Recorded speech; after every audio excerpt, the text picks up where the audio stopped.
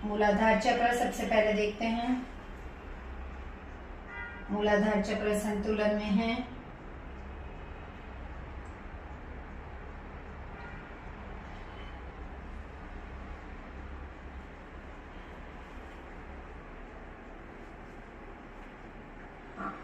Thank you.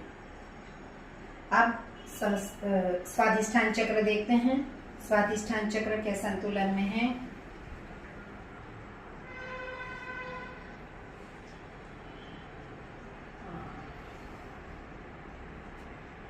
मतलब તમારા emotions ઘણા બધા જે છે અસંતુલનમાં છે।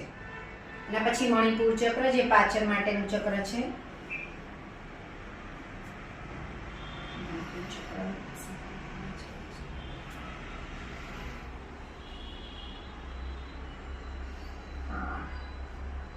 તો પાચનમાં તમને વધારે પ્રોબ્લેમ છે, ડાયજેશનમાં પાચનનો પ્રોબ્લેમ તમને વધારે છે, બતાવે છે ચક્ર તમારું।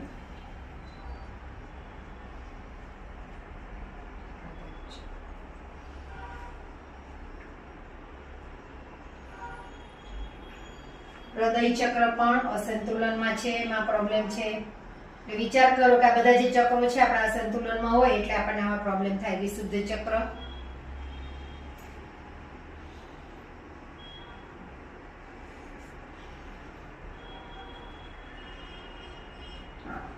Thank you.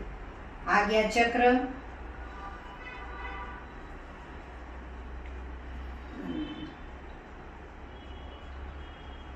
सहस्त्रार चक्र,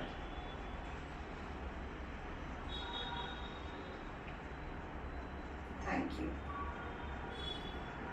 तो આપણે જોયું કે થેન્ક યુ કે તમારા જે છે એ ચક્રો જે છે એમાં જ અસંતુલન આવી ગયું છે। એટલે એમાં જે છે જે બેલેન્સ હોવું જોઈએ બેલેન્સ નથી, એટલા માટે જે છે આ પ્રોબ્લેમ થાય છે।